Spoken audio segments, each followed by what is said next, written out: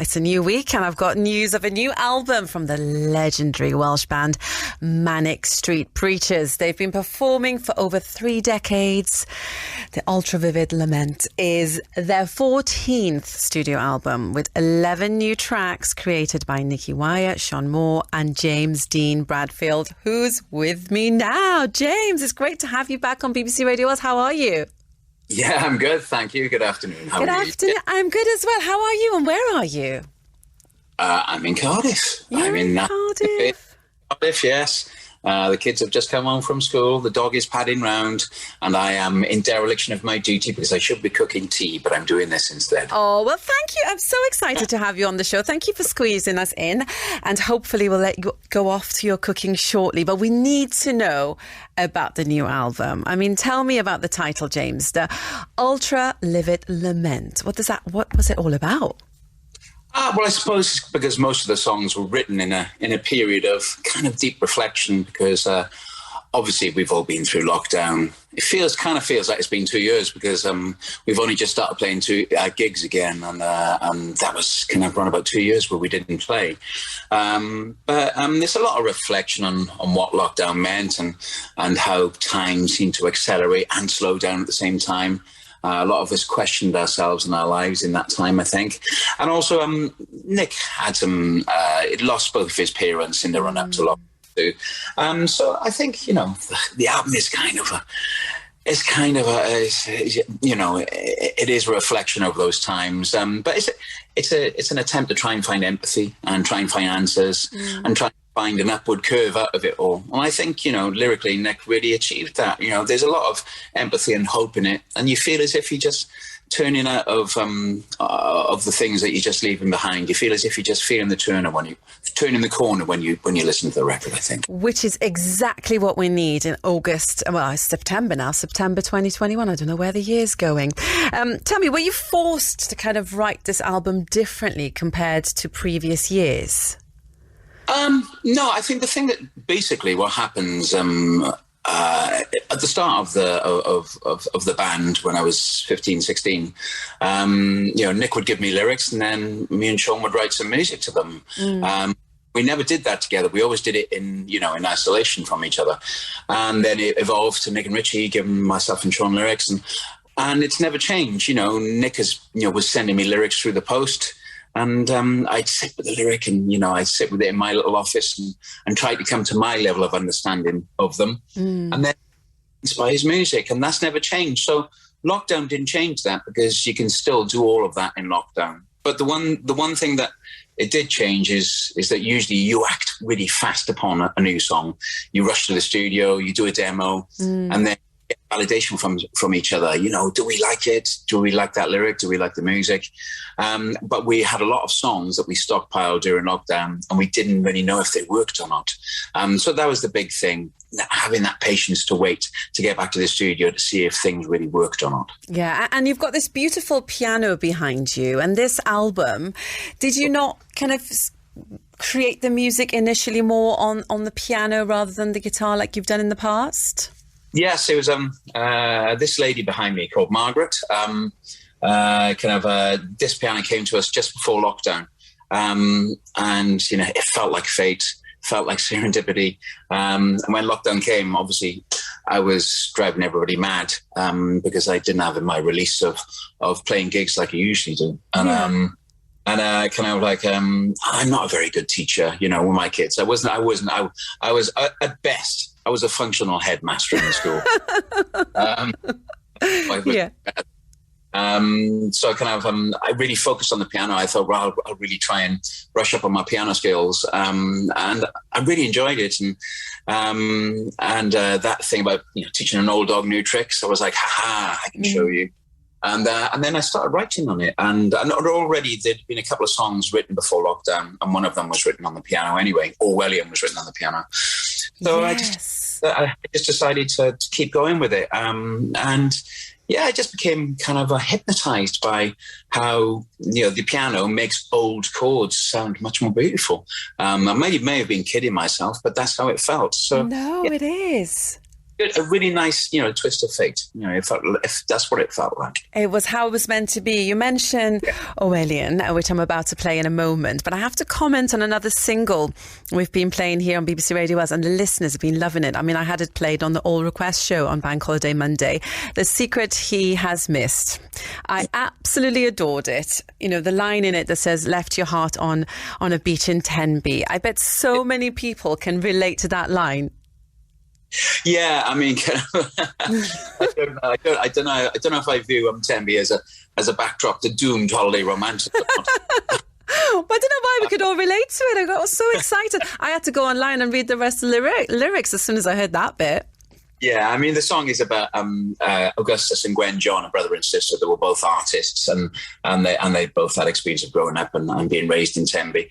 So it's about those two, basically, and it's about how they both escaped kind of to other parts of the world and become what they were supposed to be. But it's about Augustus John living in the shadow of his sister eventually, because she became the more renowned painter. But yeah, I don't think I've ever left my heart on the beach of Tenby.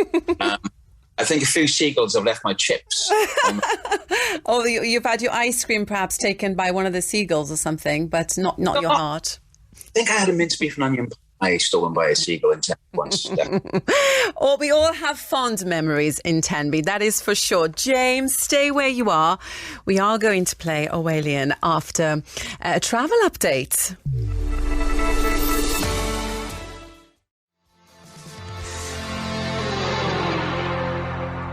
Tune. That was Owelian, one of the 11 tracks on the Manic Street Preachers' new album, The Ultra Livid Lament. Lead singer James Dean Bradfield is with me now. I've got to tell you, I've had a tweet. Someone saying, could listen to JDB talk shop all day. New Manics album is a masterpiece and hasn't left the turntable all weekend. There's a lot of love out there for the new music. The kind of review I like, definitely. Yes, it's positive. So tell me, you must be so excited about live shows once again. Yeah, excited about them, and I realised, what I missed. I missed, the competitive nature of playing live. I missed that kind of your nerves feeling on edge, and and I missed the buzz of it, definitely. But the nerves are definitely getting the better of me at the moment, because I was thinking about it. I was singing in choir from around about 8 or 9 until I was about 14. Then I was playing with a band from 15, and these last 2 years have been the longest time I've kind of haven't been on stage, making myself sound like a stage school kid. Tell me though, we all changed a little bit in the last 18 months. Yeah. And I found when I was coming out of lockdown, I was a little bit nervous about going out, not because I was worried about getting sick because I had my vaccine, but just the thought of being with people. I mean, do you have that kind of same level of nerves about performing again? Yes, definitely. Felt like I've lost my flow a bit, so I'm trying to get it back. A little bit of age as well. I'm 52. Things don't slot into place as easily as they used to, because I don't know. Your heads are full of a bit more doubt, I suppose. But we've been doing a lot of rehearsing in the studio, just trying to get all our doubts out of the way. I think that's the main thing. I think you start doubting yourself, and you start doubting, because, I've been communicating with, my family mostly for the last half. We've developed a shorthand of communication, and that kind of wash when you leave the house, when you go on stage. But we'll get there. We'll definitely get there. Definitely. You're there. I think the first minute is probably going to feel a bit weird, and within 5 minutes, it's just going to feel like, riding a bike. I mean, the NHS workers have been waiting a long time. I was just as optimistic as you guys. I thought last December, you're going to be there and it's going to be incredible. It's been, changed 3 times now. Finally, the concert's going ahead next week. That's a wonderful feeling, surely. Yes, it will be. Yeah, definitely. And hopefully nothing else will go wrong. But I'm looking forward to those gigs. I'm looking forward to those gigs to be very straightforward and simple. Just kind of a celebration. We're not going to give big speeches. We're not going to, we're not going to link arms on stage. We're just going to go, you're here to dance, you're here to get drunk. We're the guys. Basically, you know, that's the simple message for that night, basically. And everyone's had about a week to try and kind of get all the tracks. Are you playing quite a few tracks from the new album? Yeah, but I think for those gigs, we'll be playing, like, you know, just a lot of bangers, you know, the hits. We're going to go for it. We're not going to say that. We're not going to keep saying plugging our new album. It's kind of more of a party vibe for these NH, definitely. Yes, a big celebration, a big thank you as well. And who's supporting you on the road? I'll let you have your cup. Is that tea you're having? It's coffee. It's coffee. Okay. Back to my Mellow Birds roots. Kind of. Well, it was going to be the Anchoress, kind of the Welsh songstress Anchoress, but she's pulled out of the tour at the moment.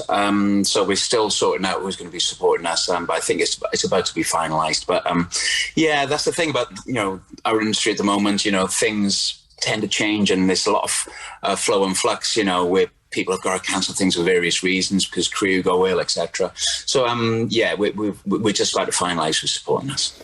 And last year, James, you released your solo album called Even in Exile. How different is it working alone compared to being part of the band? Because I know you mentioned that you kind of do your things separately anyway, but at the end of it, you get together and you probably have a little chat about how things go. I mean, do you do that with your solo work as well? There's a little bit less pressure with the solo record because the Manics have had so much success. You know, we've had, we've sold so many records and some number one singles and albums and stuff, and played to such big crowds that there is an expectation with Manic stuff to go big. You know, you can't be shy about, doing Manic Street Preachers stuff. Whereas with when you're doing a solo thing, you can be a little bit more indulgent and you don't have to put as many bums on seats. You know, it's not such a big, as much of a commercial challenge. You just don't take up the challenge. With the Manics, because we've been around for so long and played to such big crowds, and we have sold a lot of records. Let's not be shy about it. There's always an expectation there. So but I like the challenge of being being back with Nick and Sean, because you're getting ready for the big stuff when you're with Nick and Sean. When you walk on stage with them, they're musicians, they're really loud guys, and when you're on stage with them, you got to fight for like sonic space. So I miss the challenge of not being, and not playing with Nick and Sean. It's good to be back with them, definitely. Absolutely. So I guess you're the shy one out of the three, are you? Some people would just call it truculent and uncommunicative. I think we've spent this job, most of our grown-up lives, being on stage and stuff. So I think the kind of shyness has been battered out of me now, I think. Good. Fantastic. Do you know, I'm really excited for you guys. Before I let you go, what is for tea? Because I know you are cooking now once you go off. Hopefully you haven't got another interview after this one. What's for dinner at Mr. Bradfield's house tonight? Oh, I wish it could have been a much more interesting night. Tonight it's just simple old spaghetti and meatballs, homemade meatballs. Oh, and a cookbook coming out soon, yeah? I tell you what, there's a lot of my mum's old Valley recipes which would not go down well in the modern age. Lots of offal and stuff like that. So kind of I don't know if my cookbook would sell that much, I must say. Well, you never know. Something maybe to consider in the future. It's been such a delightful half an hour. Thank you so much, and really enjoy the next few weeks. I'm so excited for you guys. I bet that's just kind of thanks for the support. Thank you, Coach. We'll try our best.